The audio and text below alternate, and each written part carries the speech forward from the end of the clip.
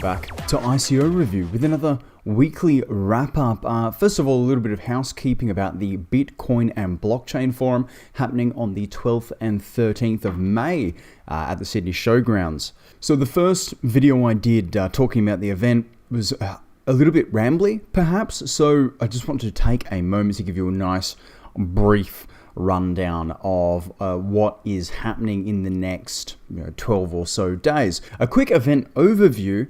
Visitors can register to attend the exhibitor showcase for free and engage with what will be a wide range of crypto service providers. You'll get to meet industry experts, which we touched on in the previous video, as well as international Bitcoin and blockchain exhibitors, as well as sponsors, including CoinSpot, who will be issuing free wallets, actually, which is pretty cool. And that's a detail I missed out on earlier. The two-day forum, providing delegates with renowned, as they put it, international speakers, Daniel Daybeck, founder of SafeX, and Terry, I hope I get this right for you, Terry Igahoro, founder of the Inventory Club, which is a new addition to my knowledge. Now, the forum also includes industry leaders and keynote speakers across the crypto and blockchain technology sectors, but you do have to get tickets to attend the forum. So the exhibitor space is free to the public, but you have to get the tickets for the speakers for the exhibitor forum. And on those notes, I'll whack a link to the confirmed speakers and to the forum program so far in the description below for you, so you can check it out yourself. And for any of you that are thinking about going to the forum, hopefully you haven't booked yet, the folks at the Bitcoin and Blockchain Forum have been nice enough to give me a 20% off code to give to all the viewers and subscribers here. I get nothing for it, it's just from them to you for viewing the channel. So the code for that, relevant links, description below, and that's Bitcoin20 to get 20% off your tickets for the forum, which is where all of those specialized speakers will be at this event. I'm also lucky enough to be in a position where I'm able to recommend a few speakers, especially if they're in Australia, ease of access. So if you know of any ICOs that you would very much like to see at this event, hit me up in the comment section below and let's see what we can do. Our first update will be for Universa, and I'm a little bit late to the party on this, I do apologize. Universa Mainnet is officially launched, so those of us that invested in Universa, we've been hanging out a little while for this to kick off, but as always, I'd much rather an ICO take their time, get everything right the first go, or as close to right as possible. Universa has done exactly that. There's been plenty of testing, there's been plenty of preparation, and we're off. So it was actually April 12th. I love that they've given us the hours here at 19 hours and 3 minutes. The Universa Mainnet left Earth's shadow and headed for the moon. Good choice of language, Universa team. So the first smart contract, which is, in their words, simple yet meaningful, signed by the founding fathers, has been uploaded to the network. You can view it and see it in action at the following link, which will be in the article linked below.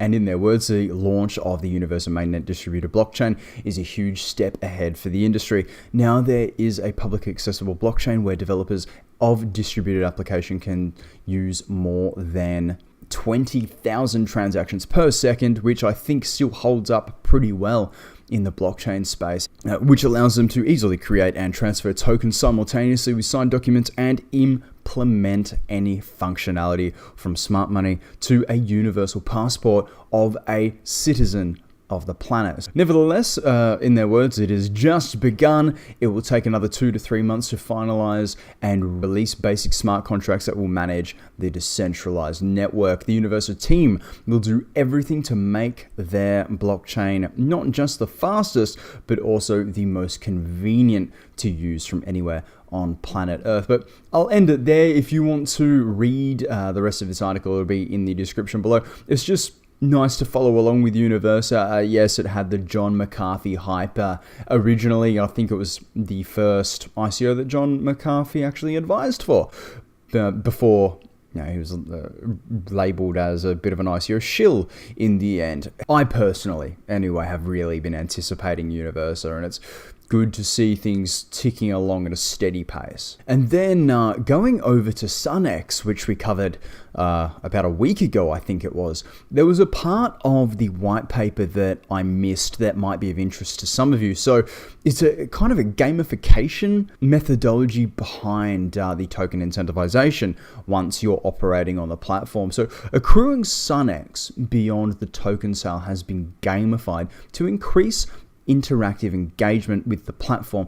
It is also designed to guide members towards making smart decisions and building a diverse and socially impactful portfolio of solar assets, as well as rewarding them for supporting the Sun exchange ecosystem. So this is table below on page 37 and beyond. And it's really just going over a full gamification. It's like achievements on the PSN or Xbox. So for those of you that were interested in this particular ICO, it's worth just kind of getting across what's here in the gamification system and to understand how you can earn a little bit more Sun X to bolster your portfolio, of course, if that is of interest to you. And just a quick mention to the Acorn Collective. Now, I will do a standalone video for the Acorn Collective. There have been a few changes and it's definitely worth the update. However, there's a great article here on Medium from their advisor, David Ives. And for those of you that don't know, David Ives was the Chief Technical Officer for Crowdcube, which is one of the largest crowdfunding websites in the world. And really, his thoughts here very much match up with the same reasoning as to why I covered them way back in the day when they only had 89 Telegram users. So rather than fitting into the crowdfunding market, David Ives believes that they'll actually redefine it, much like blockchain platforms and utilities are doing with a lot of sectors right now. Acorn Collective is really the only worthwhile one that I've seen in the crowdfunding space. So in his opinion, transparency is the difference between a good campaign and an incredible campaign, which I like the way he's put that. The backers are the greatest advocates that a project has. They are spreading the word about the project. They are, the billboards, I'm of course paraphrasing. And we as consumers use crowdsourced advice every single day to make our decisions in terms of utilizing services or purchasing goods. TripAdvisor, Amazon reviews, Uber ratings, and the list goes on. Stakeholders with up-to-date information are your best advocates, as David Ives puts it. They have the influence to make or break a project, and blockchain not only enables but enforces this transparency. So you can see the case he's making here for taking crowdfunding onto a blockchain utility. So it's another fantastic article. If you're already somebody that's into this project, give this a read. And I will do a follow-up video for all of Acorn Collective's relevant updates in the next few days. And of course, if you like what we do here on the channel with the ICO reviews and the regular ICO updates, come join us on the Telegram channel, the Crypto Nebula. And that's where I like to have people drop in what ICOs they're into, spark some conversation about what we all think about them, and also helps prompt some videos as well here on the channel. Other than that, I have been your crypto enthusiast, and I will see you in the next video.